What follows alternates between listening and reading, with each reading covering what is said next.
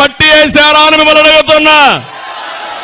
కానీ ఈ ముఖ్యమంత్రి మాత్రం ఒక రాజకీయ వ్యాపారి, చాలా తెలివైన వాడు. మీ అందరికీ ఉదాహరణకు మీరు చూస్తే సాయంత్రానికి ఒక పెగ్గేసుకోవడం మీకు అలవాటు.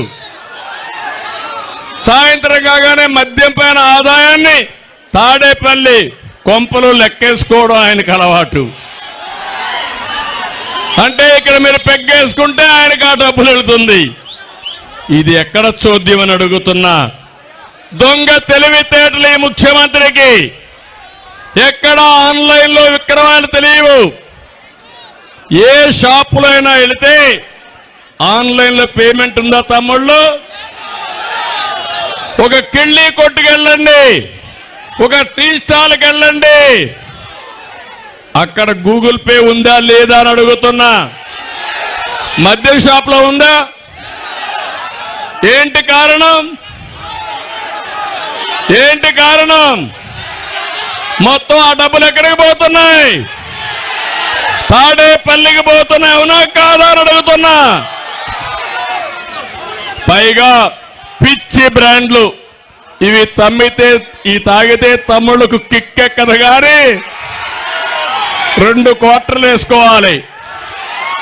క్వార్టర్కి 250. ఆ లెక్కే చూసుకుంటే నెలకు 6,000 రూపాయలు.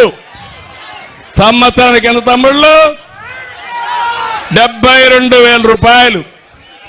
అంటే దీంట్లో 72,000 రూపాయలు, 50,000 రూపాయలు ప్రతి సంవత్సరం మీ డబ్బులు మింగే దుర్మార్గుడు ఈ జలగన్ అని చెప్పి నేను మీకు తెలియజేస్తున్నా.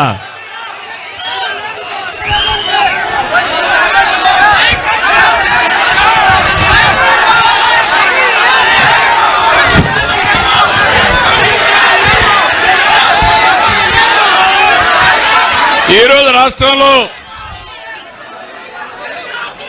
నాణ్యత లేని మందు వల్ల, మద్యం వల్ల 35 లక్షల మంది అనారోగ్యం బాలైపోయారు. 30,000 మంది ప్రాణాలు పోగొట్టుకున్నారు. మా ఆడపడుచుల మంగళ సూత్రాన్ని దింపేశాడు ఈ దుర్మార్గుడు. ఇప్పుడు మాట్లాడుతున్నాడు.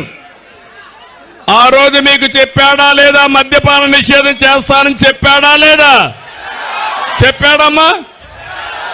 చేశాడా? కానీ 25 ఏళ్లు మీరు తాగుతానే ఉండాలి. దానికి 36,000 కోట్ల రూపాయలు అప్పు చేశాడు దుర్మార్గుడు. నేను అందుకే అడుగుతున్న, మాట తప్పాడా లేదా జగన్మోహన్ రెడ్డి? ఓటు అడిగే హక్కుందా జగన్మోహన్ రెడ్డికి? ఒకవేళ ఓటు అడిగితే వేస్తారా మీరు? మిమ్మల్ని అడుగుతున్నా. ఇలాంటివన్నీ చూస్తా ఉంటే చాలా బాధేస్తుంది.